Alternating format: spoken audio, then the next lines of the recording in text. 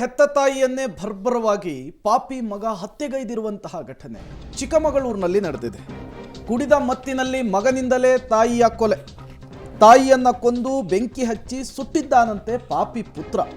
ತಾಯಿಯ ಮೃತದೇಹವನ್ನು ಸುಟ್ಟು ಪಕ್ಕದಲ್ಲಿಯೇ ಮಲಗಿದ್ದಂತೆ ಇತ್ತು. ಚಿಕ್ಕಮಗಳೂರು ತಾಲೂಕಿನ ಹಕ್ಕಿಮಕ್ಕಿ ಗ್ರಾಮದಲ್ಲಿ ನಡೆದಂತಹ ಘಟನೆ. ತಾಯಿ ಭವಾನಿ, ಮಗನಿಂದ ಹತ್ಯೆಯಾದಂತಹ ತಾಯಿ. ಕೊಲೆಗೈದಂತಹ ಪುತ್ರನ ಹೆಸರು ಪವನ್, 28 ವರ್ಷ. ಆಲ್ದೂರು ಪೊಲೀಸರಿಂದ ಕೊಲೆಗಾರ ಪವನ್ನನ್ನು ಅರೆಸ್ಟ್ ಮಾಡುವಂತಹ ಕೆಲಸ ಆಗಿದೆ. ಈ ಕುಡಿದ ಮತ್ತಿನಲ್ಲಿ ಕೃತ್ಯವನ್ನು ಎಸಗಿರುವಂತಹ ವಿಚಾರ ಕೂಡ ಗೊತ್ತಾಗ್ತಾ ಇದೆ.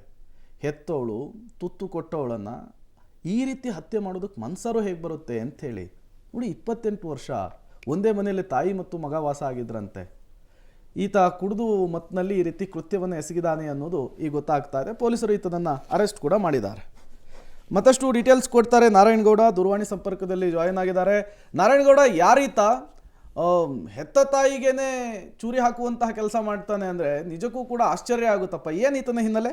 ಪ್ರೇಮ್, ನಿಜಕ್ಕೂ ಇದು ಒಂದು ರೀತಿಯ ನಾಗರಿಕ ಸಮಾಜ ತಲೆ ತಗ್ಸುವಂತ ಘಟನೆ. ಯಾಕೆಂತಂದ್ರೆ ಹೆತ್ತು ಹೊತ್ತು ಸಾಕಿದ ತಾಯಿಯನ್ನೇ ಮಗ ಕುಡ್ದ ಮತ್ತಿನಲ್ಲಿ ಅಂದ್ರೆ ಕೊಲೆ ಮಾಡಿರುವಂತದ್ದು. ಇದು ಏನ್ ಚಿಕ್ಕಮಗಳೂರು ತಾಲೂಕಿನ ಅರೇನೂರು ಸಮೀಪದ ಒಂದು ಹಕ್ಕಿಮಕ್ಕಿ ಗ್ರಾಮದಲ್ಲಿ ನಡೆದಿರುವಂತ ಘಟನೆ. ಆತ ಕೂಲಿ ಕೆಲಸ ಮಾಡ್ಕೊಂಡಿದ್ದಂತನು ಆ ತಾಯಿ ಜೊತೆನೆ ಅಂದ್ರೆ ಕೂಲಿ ಕೆಲಸ ಮಾಡ್ಕೊಂಡು ಹಕ್ಕಿಮಕ್ಕಿ ಗ್ರಾಮದಲ್ಲಿ ಇದ್ದಂತನು ಕಳೆದ ರಾತ್ರಿ 9:30 ಸುಮಾರಿಗೆ ಕುಡ್ದ ಮತ್ತಿನಲ್ಲಿ ಮನೆಗೆ ಬಂದಂತನು ತಾಯಿ ಜೊತೆ ಗಲಾಟೆ ಮಾಡ್ಕೊಂಡು ಆಕೆನ ಕೊಲೆ ಮಾಡಿರುವಂತದ್ದು.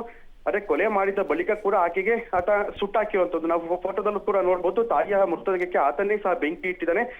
ಆ ತಾಯಿಯ ಮೃತದೇಹ ಬೆಂಕಿಯಲ್ಲಿ ಸಂಪೂರ್ಣವಾಗಿ ಬೆಂದಿರುವಂತದ್ದು, ಮತ್ತೆ ಕೈ ಮತ್ತೆ ಕಾಲು ಎರಡು ಕೂಡ ಕಾಣ್ತಾ ಇದೆ. ಅಂದ್ರೆ ತಾಯಿನ ಕೊಲೆ ಮಾಡಿ ಬೆಂಕಿ ಹಾಕಿ ಪಕ್ಕದಲ್ಲೇ ಆತ ಮಲಗಿರುವಂತ ಚಿತ್ರಣ ಕೂಡ ಫೋಟೋದಲ್ಲಿ ಕಾಣುತ್ತೆ. ಪ್ರೇಮ್, ಅಂದ್ರೆ ಏನು ಹೆತ್ತು ಹೊತ್ತು ಸಾಕಿದ ತಾಯಿಯನ್ನ ಮಗನೇ ಕೊಲೆ ಮಾಡಿ ಸುಟ್ಟಾಕಿ ಅವನು ಪಕ್ಕದಲ್ಲೇ ಅಂದ್ರೆ ಮೃತದೇಹದ ಪಕ್ಕದಲ್ಲೇ ಮಲಗ್ತಾನೆ ಅಂದ್ರೆ ಆತ ಇನ್ನು ಎಷ್ಟರ ಮಟ್ಟಿಗೆ ಮದ್ಯ ಸೇವಿಸಿದ ಅನ್ನೋ ಪ್ರಶ್ನೆ ಕೂಡ ಕಾಡುವಂತದ್ದು. ಹಾಗಾಗಿ ಇಡೀ ನಾಗರಿಕ ಸಮಾಜನೇ ಈ ಒಂದು ಘಟನೆಯಿಂದ ಒಂದು ತಲೆ ತಗ್ಸುವಂತ ಪ್ರಕರಣ ಅಂತಾನೆ ಹೇಳ್ಬೋದು. ಆದ್ರೆ ಈಗ ಆಲ್ದೂರು ಪೊಲೀಸರು ಆತನ ಅರೆಸ್ಟ್ ಕೂಡ ಮಾಡಿರುವಂತದ್ದು.